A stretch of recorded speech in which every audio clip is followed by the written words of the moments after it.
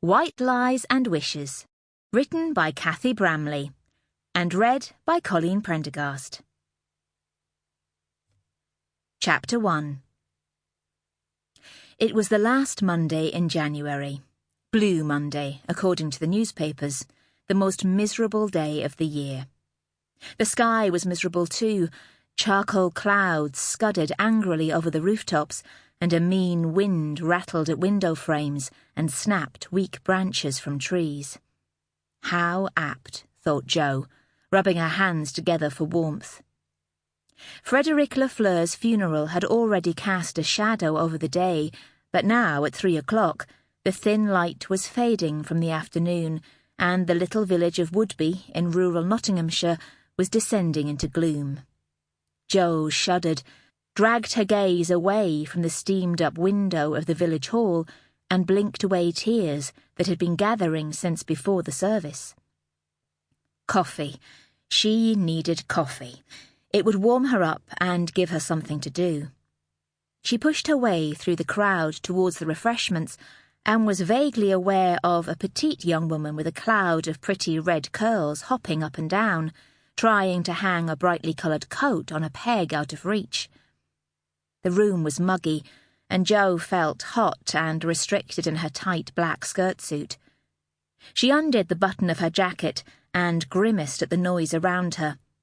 The conversation, at first a respectful whisper, had risen to a more sociable hum as the mourners, with pinched faces and frozen fingers, thawed over tea and sandwiches.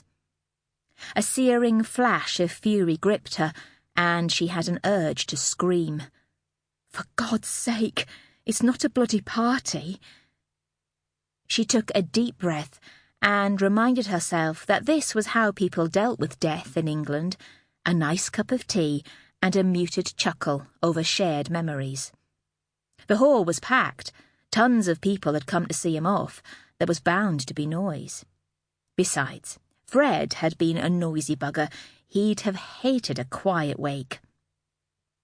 She braced herself as Abby stumbled blindly into her arms. "Hello, you," said Jo, returning the hug. Abby had lost so much weight this past year. Jo could feel every bone in her spine. If anyone were to ask Jo how she was, she would probably smile through gritted teeth and reply that she was fine. She wasn't, though. Jo was angry. So furious, in fact, that she wanted to punch something or someone really hard. God, probably. This was all wrong. Funerals were for old people. Abby and Fred were still young, or was, in Fred's case.